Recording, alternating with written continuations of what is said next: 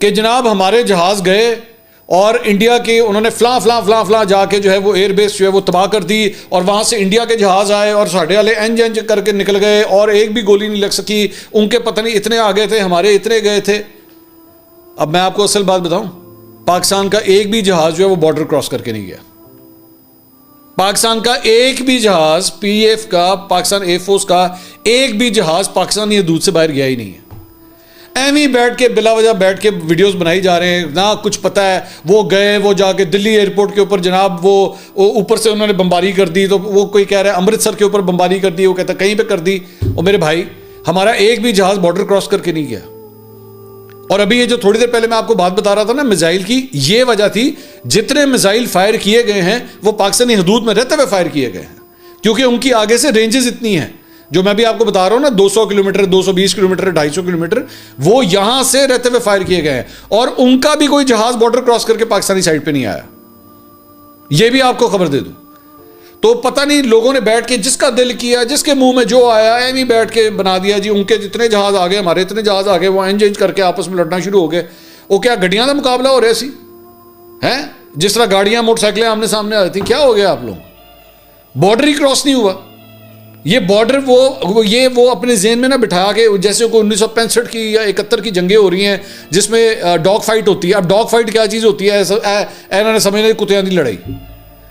Dog fight जो होती है वो जहाज़ों के बीच में होती है, जो बिल्कुल जिसमें आमने सामने आ जाते हैं और एक दूसरे के ऊपर फायरिंग भी की जाती है, एक दूसरे के ऊपर मिसाइल भी फायर किए जाते हैं, लेकिन उसमें विजुअल रेंज के अंदर होते हैं। आप एक दूसरे के जहाज़ को देख सकते हैं।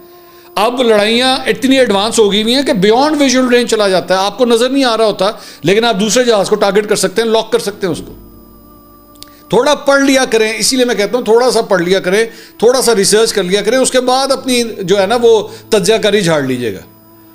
ठीक है, बड़े तजियाकार फिर बन जाना। पहले पढ़ लो थोड़ा सा जाके कि beyond visual range BVR missiles क्या होते हैं, PL-15 किस किस्म का मिसाइल है। मैं एक और साहब की वीडियो देख रहा था, उन्होंने कहा एक अच्छा वो पूरा मंजर कशी कर रहे हैं। एक जहाज़ गया, उन्होंने इंडिया दे तकरीबन कोई 250 जहाज़ आ गए, उन्होंने घेर लिया उन्होंने, और वो बीच में यूं करके निकल गया। ओ भाई क्या हो गया यार, उन्हें बॉर्डर ही क्रॉस नहीं किया हमारे जहाज़ों ने।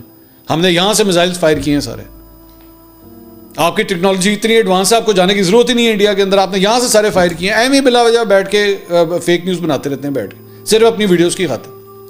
वो इसी तरह वो कामरान मसीह के बारे में भी पता नहीं कितनी फेक न्यूज़, क्या क्या। मैंने तो थोड़ा सा उसको बैठ के इन्वेस्टिगेट किया, तो फिर मुझे पता लगा यार ये तो कितना बड़ा, हम लोग इधर लगे हुए थे वो वॉर की तरफ, हमारा ध्यान उस तरफ था। यहाँ पे टिकटॉक पे दुनिया जहान की वीडियोज़ बनाई जा रहे हैं और लाखों के अंदर उसके व्यूज़ आ रहे हैं, कोई पूछने वाला नहीं है। जाहिर बात है everybody was busy over there, वहाँ पे जंग चल रही है, हमारा ध्यान उस तरफ। हमें क्या पता यहाँ पे किस किस्म का रौला डाला हुआ है टिकटॉक के ऊपर तो यूट्यूब के ऊपर।